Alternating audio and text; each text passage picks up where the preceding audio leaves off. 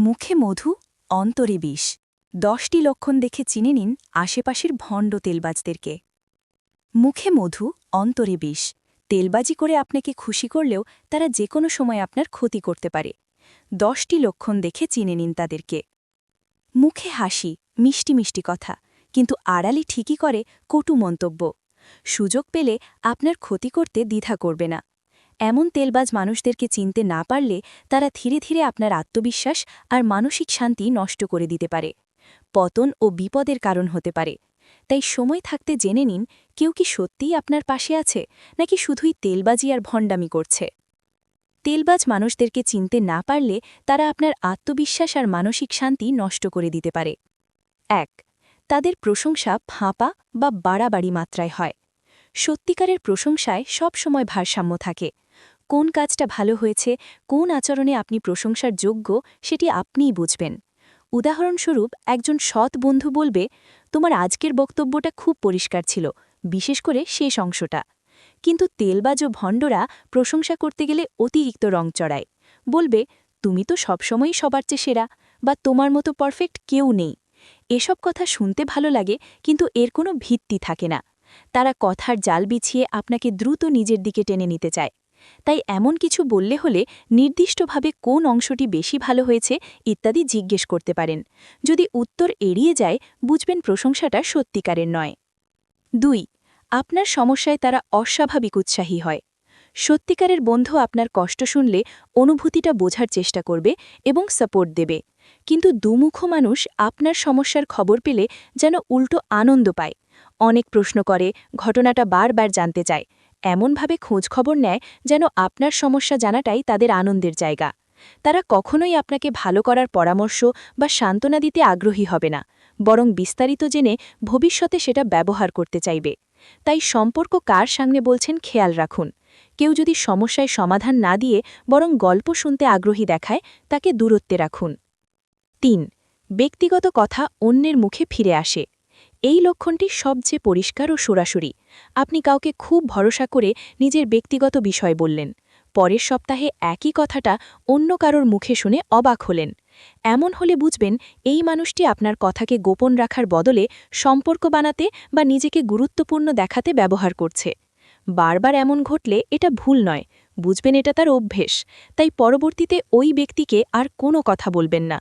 প্রয়োজন হলে খুব শান্তভাবে জানিয়ে দিতে পারেন যে ব্যক্তিগত কথা বাইরে গেলে আমি তাতে অস্বস্তি বোধ করি। ৪.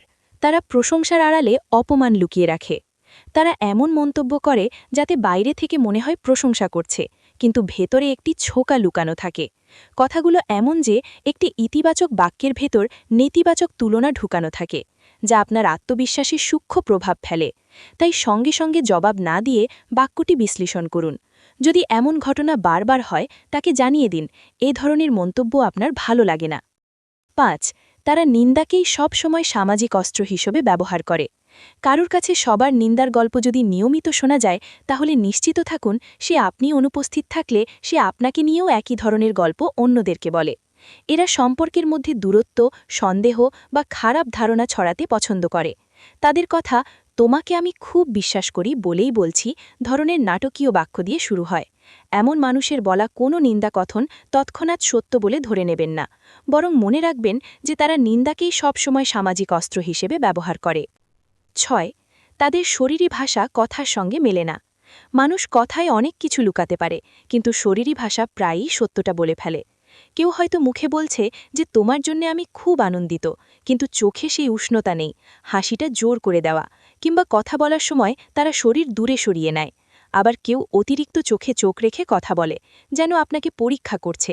এসব অসামঞ্জস্যই বলে দেয় তাদের কথায় আন্তরিকতা কম। তাই কথার চেয়ে শরীরী ভাষা বেশি বুঝতে চেষ্টা করুন।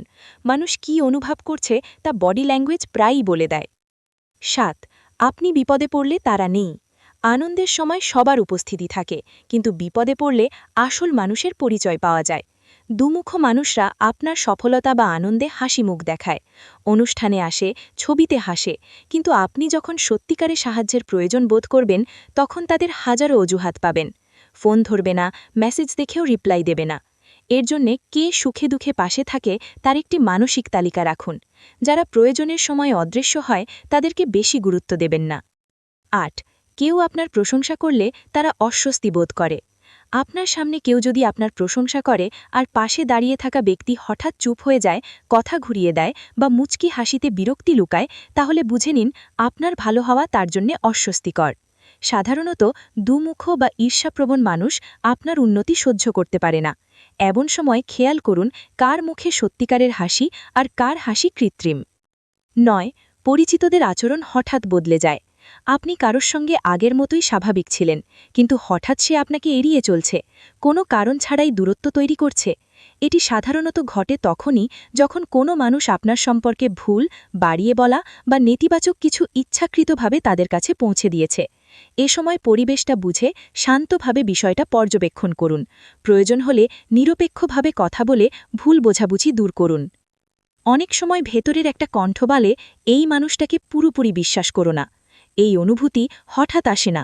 আমাদের অবচেতন মন ছোট ছোট আচরণ, ভঙ্গি, কথাবার্তা সংগ্রহ করে এবং সেগুলোই আমাদের কাছে সতর্কবার্তা হিসেবে ফিরে আসে।